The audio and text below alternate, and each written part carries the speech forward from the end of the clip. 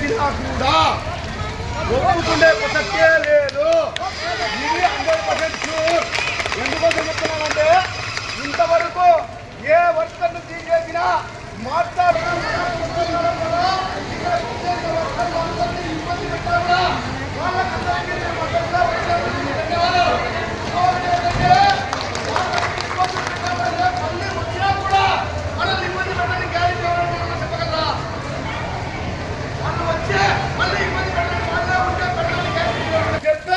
మళ్ళీ కూర్చొని మాట్లాడి చర్చిస్తామని చెప్పారు.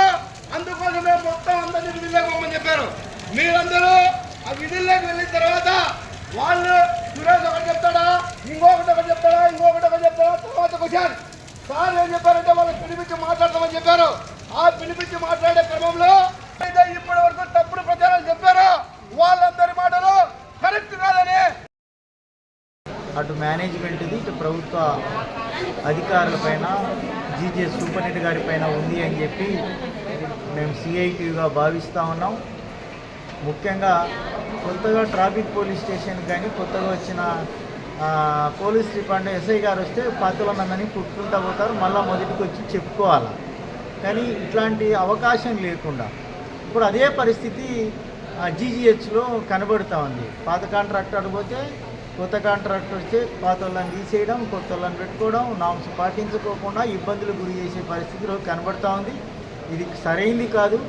ఏదైనా ఉంటే మీటింగ్ పెట్టి వాస్తవాలు ఏమిటి అవాస్తవాలు ఏమిటి సూపరింటెండెంట్ గారి దృష్టికి తీసుకెళ్లాలా, అట్లకుండా చేయకుండా చేయడానికి వీల్లేదని సిఐటిగా మేము చాలా స్పష్టంగా రాతపూర్వకంగా చెప్పడం జరిగింది. కాబట్టి అట్లాంటి అవకాశం లేకుండా చూస్తామని చెప్పి అట్లా మేనేజ్మెంటు సూపరింటెండెంట్ గారు చెప్పారు. దాని మీద మీటింగ్ వేస్తామని చెప్పారు, సంతోషం. రెండో దానికి సంబంధించి గతంలో కూడా అనేక సార్లు కార్మికులకు జీవో నెంబర్ 549 ప్రకారం 16,000 ఇవ్వాల్సి ఉండగా కనీసం పిఎఫ్ పిఎస్ఐ కూడా చాలామందికి కట్టలేదు. మినిమం వేతనం 10 నుంచి 12,000 మాత్రం సంవత్సరం పాటు 10,000, సంవత్సరం పాటు 12,000 చాలామందికి ఇవ్వలేదు. దాని మీద కూడా జోక్యం చేసుకొని న్యాయం చేయాలని చెప్పి మేము చెప్పదలుచుకున్నాం.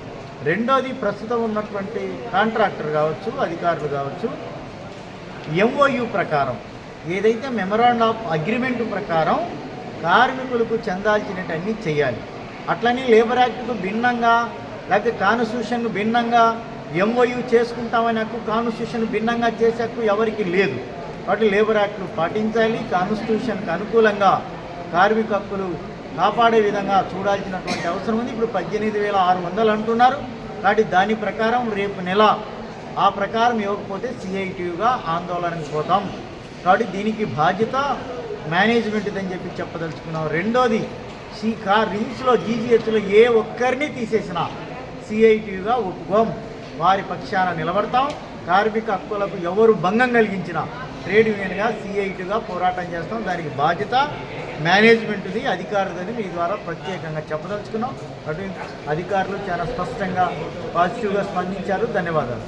మనోహర్, సిఐటి జిల్లా ప్రధాన కార్యదర్శి, కడప.